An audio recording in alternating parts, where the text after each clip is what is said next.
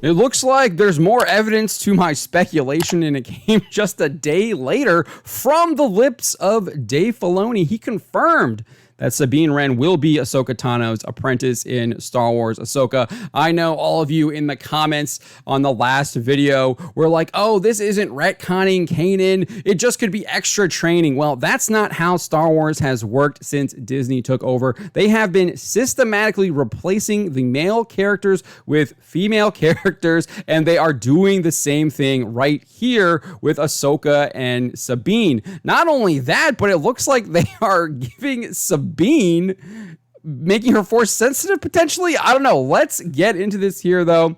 So we had a newly released featurette titled A New Star Wars Legacy. Filoni said, when you step into Star Wars and work with George, you are part of a legacy. You're part of a history, and we had to uphold that history and yet do this completely new and different thing. That doesn't make any sense. What I have no idea what you're talking about here. It like is just really confusing, especially when you're coming to creative works. Usually, if you're going forward, you still have to respect that source material, that canon. It doesn't look like you're doing that with Kanan and Ahsoka and Sabine Wren. But he goes on and says, from the beginning of the series, Ahsoka is out there on the fringe of the galaxy. When she hears whispers of this warlord's return, she decides to enlist her friend's help. He goes on and says, I'm telling the story about this mentor-student relationship that passes from Anakin to Ahsoka to Sabine. It's quite extraordinary bringing this to life. So there you have it. He's confirming that Ahsoka is indeed the master to Sabine, the apprentice. You literally have, he sets it up for you there. Anakin is the master. Ahsoka is the student. Ahsoka is the master. Sabine is the student. Confirmed, right?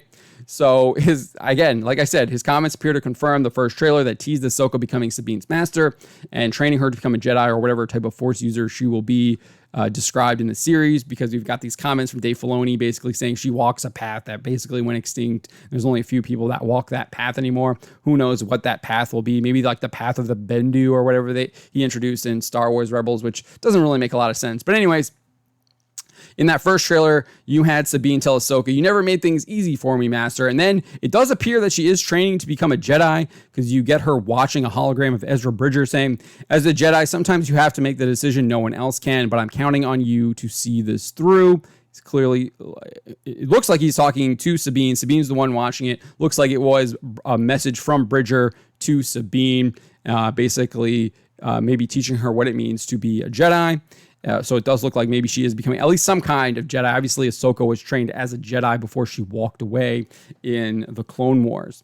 So I also think this does indeed lead credence, as I stated earlier, to the theory that I posited here before, that it continues the Disney tradition of supplanting male characters with female characters. You had Luke being supplanted by Rey in the sequel trilogy. It looks like they're going to continue having Luke being supplanted by Rey in the Star Wars New Jedi Order film that they announced with Daisy Ridley coming back. It looks like they're also going to have Ahsoka supplant Luke in the expanded universe where he fought Thrawn. It looks like Ahsoka is now going to be taking up that role that Luke had in the expanded universe.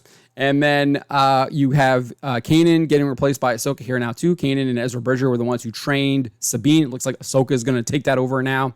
Han Solo gets literally killed off.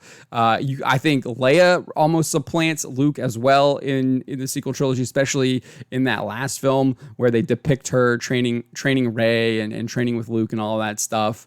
And you have, it's there. It's very easy to see. I'm not the first person to say this, but they've been doing this for a long time. But let's continue here. So I think in this case, like I said, Ahsoka is going to become Sabine's master, replacing Kanan and Ezra Bridger. So if you didn't know, in episode 15, season 3 of Star Wars Rebels, Trials of the Darksaber, Kanan and Ezra Bridger both instructed Sabine to learn how to fight with a lightsaber. You had Ezra basically teach her all of the forms over a course of a time that we don't really know how long it was. It seems to be quite a short time as far as Jedi learning these lightsaber forms and everything like that.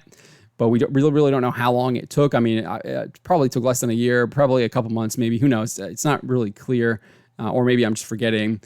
But you had basically Kanan and Sabine get frustrated with each other.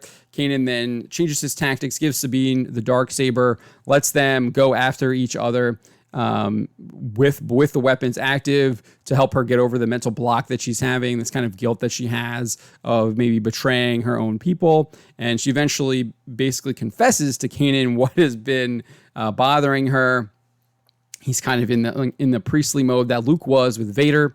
And then she confesses to him, and then she's able to like really move forward and really figure out how to wield the Darksaber appropriately. Not only does she figure out how to wield the Darksaber, she knows how to wield a regular lightsaber as well, which she does in the subsequent episode, Legacy of Mandalore.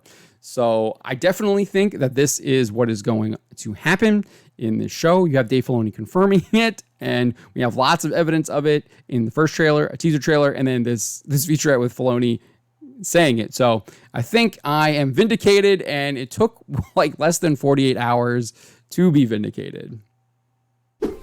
Subscribe for more.